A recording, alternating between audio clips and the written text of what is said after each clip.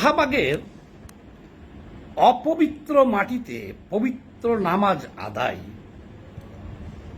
এই হেডিংটা আমি দিলাম আমার এই আলোচনা। কি দুর্দান্ত ব্যাপার, হ্যাঁ?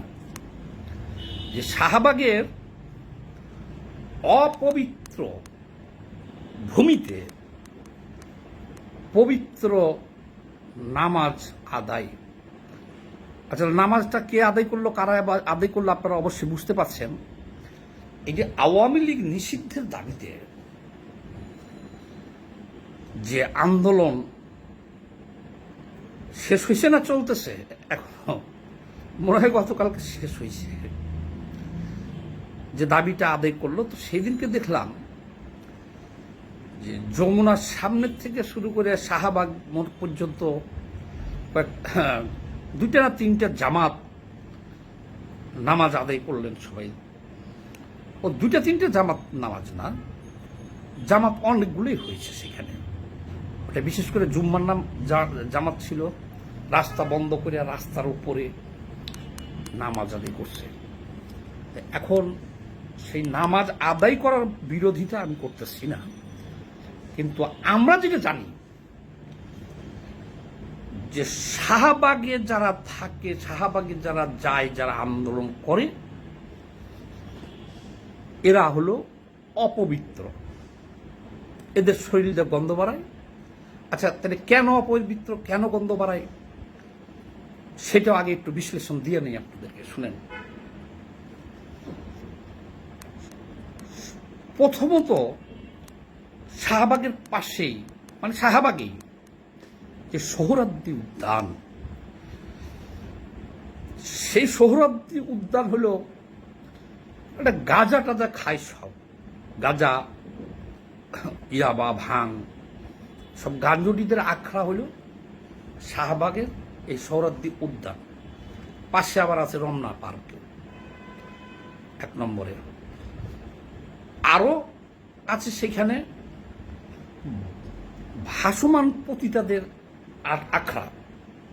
আমরা দীর্ঘ বছর ধরেই দেখে আসতেছি, 20-30 বছর ধরে দেখে আসতেছি, ওই এলাকাটাই ভাসমান পতিতাদের জন্য নিরাপদ জায়গা, আর গাঁজাখোরদের জন্য নিরাপদ জায়গা। আর ওই এলাকার আকাশ বাতাস সবসময় ভারী হয়ে থাকে মানুষের ক্রন্দনে। বলবেন কিভাবে? কারণ ওইখানে দেখেন দুইটা বড় বড় মেডিকেল, শাহবাগ মোড়ে, একেবারে মোড়েই বারডেম হাসপাতাল, সেখানে কিন্তু পিজি হাসপাতাল, প্রতিদিনই সেখানে রোগী মারা যায়। এই দুই হাসপাতাল মিলাইয়া এমন কোনো দিন নাই যে সেইখানে রোগী মারা যায় না। যখন রোগী মারা যাচ্ছে তখন রোগীর আত্মীয় স্বজন এই যে কান্দাকাটি, মানে গেলেই দেখা যায়। আপনি যে শাহবাগ মোড়ে যে একটু যদি দাঁড়াইয়া কানটা একটু ভালো করে ওই দিকে খাড়া করেন, এই শব্দ পাইবেন যে কান্দাকাটি চলতেছে। এই যে স্বজন হারাদের কান্না, শাহবাগটা বাতাসটা ওখানে ভারী হয়ে থাকে। আর এই দিক দিয়া ওই যে বললাম ভাসমান পতিতা, গাঞ্জা, মদ দিয়া আবার আড্ডাখানা, আবার ওইদিকেও ঢাকা মেডিকেল আছে, আবার পাশে মধুর ক্যান্টিন। এই মধুর ক্যান্টিনও কিন্তু ছিল জলসা ঘর, সেখানে এই বাংলার মেয়েদেরকে উঠে নিয়ে যেত জমিদাররা, দিয়া নাচাইতো। ওই যেটা এখন মধুর ক্যান্টিন, সেটাই কিন্তু জলসা ঘর ছিল। তো সব মিলিয়ে ওই জায়গাটার সম্পর্কে এই ধারণাটা সারা দেশবাসীর আছে যে জায়গাটা ভালো না।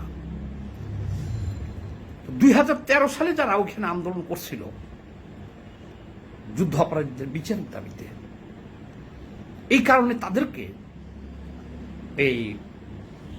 এগুলো বলা হইতো যে তাদের শরীর দিয়ে গন্ধ বাড়ায়, আর হলো পাপিষ্ঠ জায়গা। আবার সেইখানে যদি ওই যে আমরা এটাই শুনছি, এটাই জানি যে ছেলে এবং মেয়ে যারা গেছে তারা সন্ধ্যার পরেই পার্কে যে অকাম কুকাম করে, সব আর ওই নেশা খায়। এই জিনিসটা আমরা বিভিন্ন সামাজিক যোগাযোগ মাধ্যমে আমরা দেখে আসতেছি 2013 সাল থেকে। 13 সালে যে গণজমায়েত হয়েছে তারপর থেকে এগুলো জাইনা আসতেছি, এবং আমরা বিশ্বাস করছি যে ওইখানে যারা এই আন্দোলন করতেছে তারা চরিত্রহীন। তার চরিত্র বলে কিছু নেই, ওটা হলো চরম একটা খারাপ জায়গা। আচ্ছা, তাহলে সেই খারাপ জায়গা তো ঠিক আছে, এটাই যতদিন শিখলাম। এখন আবার দেখতেছি হুজুররা সেখানে যে সেই শাহবাগ সেই জায়গায় যে নামাজ পড়তেছে, একেবারে সেই জায়গায় আন্দোলন এক জিনিস, আবার নামাজ হলো এক জিনিস। নামাজ তো অপবিত্র জায়গায় আমরা জানি, আমরা হাদিস কোন অতটা বুঝি না, কিন্তু তো অপবিত্র জায়গায়, কারণ চারিপাশে মসজিদ আছে রেখা, ওই একেবারে অপবিত্র জায়গা। আবার এই ঘোষণাটা কিন্তু তারাই দিছিল, এই জায়গাটা এত বড় অপবিত্র জায়গা। তারপরে আমরা মিলে দেখছি যে হ্যাঁ ঠিকই আছে, এটা অপবিত্র এই জায়গাটা। এই হুজুরই ঘোষণা দিছিল যারা ওখানে নামাজ পড়লেন যে এই জায়গাটা এই, আমরা বিশ্বাস করছি, কারণ আমরাও সব মিলে দেখছি যে হ্যাঁ এখানে পতিতারা থাকে, গাঞ্জটিরা থাকে, নেশাখোররা থাকে, আর এই ব্যাকগ্রাউন্ড জায়গা খারাপ। এখন তারা যখন এখানে পবিত্র নামাজ আদায় করে ফেললেন, কথা হলো ইনাদেরকে কি, এবং সেখানে ওই 2013 সালে যেরকম ছেলে মেয়ে ছিল, এখনো ছেলে আছে মেয়ে আছে। 2013 সালের রাত দিন সবসময় একটা না আন্দোলন হয়েছে, এখানেও রাত্রেও আন্দোলন হয়েছে, দিনও হয়েছে, ছেলে মেয়ে একসাথেই আছে। এর মধ্যে আবার দেখলাম যারা নারীর চেহারা দেখা হারাম বলে, সেই জামায়াতের শফিকুল ইসলাম ভাসুদের নেতৃত্বে সব ওনাদের দৃষ্টিতে বেপর্দা নারী, সব বোরখা ছাড়া ওড়না ছাড়া, তাদের সাথে যে বসে আছে রাত নেই দিন নেই আন্দোলন করতেছে, তাইলে কি এরাও নষ্ট হয়ে গেল নাকি 2013 সালের মতো? কারণ আপনি যদি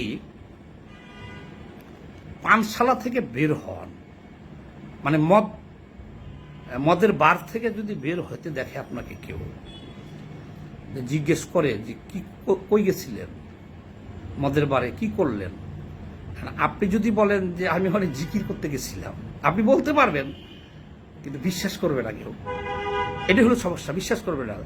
ধরে নিলাম আপনি ওখানে জিকিরই করছেন, মদ খান নাই, মদের বারে ঢুকলেন, ঢুকে একটু শীতে বসা নিরিবিলি একটু জিকির করলেন, কিন্তু বাইরের সময় যে জনগণ দেখলো, তারা বলবে যে আপনি ওই মদই খেতে গেছিলেন।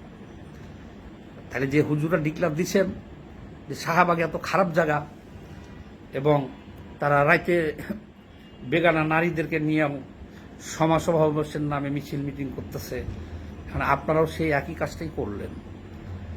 কাজেই ওখানে যখন গেছেন রাত্রি যাপনও করছেন, ওই একইভাবে 2013 তারা যা করছে আপনারাও তাই করছেন। তাইলে এখন আমরা ওনাদেরকে যে দৃষ্টিতে দেখছি, সে দৃষ্টিতে তো আপনাদেরকে দেখতে হবে, জনগণ দেশবাসী তো এই দৃষ্টিতেই দেখবে আপনাদেরকে।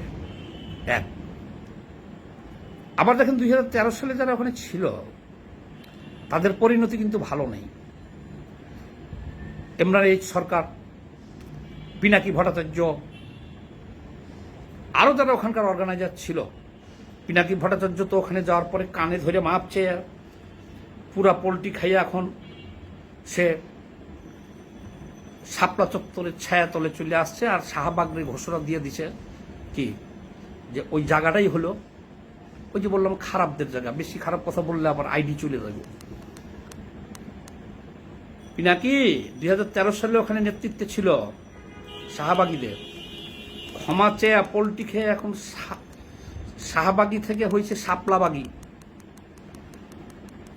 ওই যে ডাক্তার ইমরান এইচ সরকার দেখেন, তারও অস্তিত্ব নেই। তারপরে যদি আপনারা ধরে নেন ওই সরকার, শেখ হাসিনার সরকার এটা করাইছে, তাহলে সেই সরকারের পরিণতিটা দেখেন, শাহবাগ ফিয়া বাংলাদেশ ফিরে পালাই যেতে হয়েছে ভারত। আর আমি এই চিন্তা করছি যে আপনাদের পরিণতিটা কি হবে, যারা ওখানে অপবিত্র জায়গায় পবিত্র নামাজ আদায় করলেন, আপনাদের পরিণতিটা কি ওই 13 শাহবাগীদের মতো হয়? দেশ ছেড়ে কি আপনাদেরও পালাইতে হয় নাকি? আমি ওই চিন্তায় আসছি। তো এই ভিডিওটা আর দীর্ঘায়িত করলাম না, সবাইকে বিদায়ী সালাম, লাল সালাম। ও হ্যাঁ, এক মিনিট সময় দিয়ে নিই। আমার 49,000 সাবস্ক্রাইবার ছিল যে পেজটা, ইউটিউবের চ্যানেলটা কমরেড সামাদ, এটা সাংবাদিক ইলিয়াস এবং পিনাকি গং এটা নষ্ট করে দিচ্ছে। তারা ঘোষণা দিয়ে নষ্ট করছে এবং আমার কাছে মেলও আসছে সাংবাদিক ইলিয়াসের নামে। সেটা আমি আবার ফেসবুকে দেখেন শেয়ারও দিছি। ওদের সাথে তো পারা যাবে না ভাই, কারণ হলো ওদের অনেক ফলোয়ার, তাদের বাহিনী অনেক বড় বাংলাদেশে। ওরা ইশারা দিলে, লাগাই দিলে, রিপোর্ট যদি একটা আইডির উপরে বা চ্যানেলের উপরে কমপ্লেন যদি 10, 20, 50, 100, 500 পড়ে যায়, তাহলে আর চ্যানেল থাকে না। তো আমি নতুন আবার একটা ইউটিউব চ্যানেল খুলছি, এটা 7 জন সাবস্ক্রাইবার হয়েছে, কারণ আমার পুরাতন বন্ধুরা হয়তো খুঁজে পায় না। আমি এই ভিডিওগুলো আবার আপলোড করব। আপনারা সবাই যারা আমাকে ভালোবাসেন, খুঁজে পাইতেছেন না, আপনারা এই চ্যানেলটা সাবস্ক্রাইব করে আবার পাশে থাকেন। আমরা তো রাজনীতি করি, সময় পাই না, প্রতিদিন ভিডিও দিতে পারি না, এদিকে সময় দিতে পারি না। সময় দিলে তো আমাদেরও মিলিয়ন মিলিয়ন ফলোয়ার বানানো যায়। আবার দেখেন আমার ফেসবুক আইডি, এই 10-15 বছর ধরে ফেসবুক চালাই। এই আইডি যেটা চলতেছে, এটা ওখানে লেখা আছে দেখুন 2 বছরে এখনো কিন্তু হয় নাই। এটাই লং টাইম পাইলাম আমি, 2 বছর টিকলো। ফেসবুক আইডিও আমার টিকতে দেয় না। কি জানি কার ক্ষতি করি না করি, মৌলবাদীরা এগুলো করে। আমি তো মৌলবাদীদের ভালোবাসি, কিন্তু তারা আমাকে ভালোবাসে না। তারা কেন যে এরকম করে আমি এটা বুঝতে পারলাম না। তো যাই হোক, সবাই ভালো থাকবেন। মূল কথা যেটা, আমার ওই ইউটিউব নতুন চ্যানেলটা সাবস্ক্রাইব করেন আর ফেসবুক পেজটা ফলো দিয়ে রাখেন, তাহলে আমাকে পাবেন। আসসালামু আলাইকুম, লাল সালাম, নমস্কার, আদাব, মানে সব ধর্মের লোকদের জন্য দিয়ে দিলাম।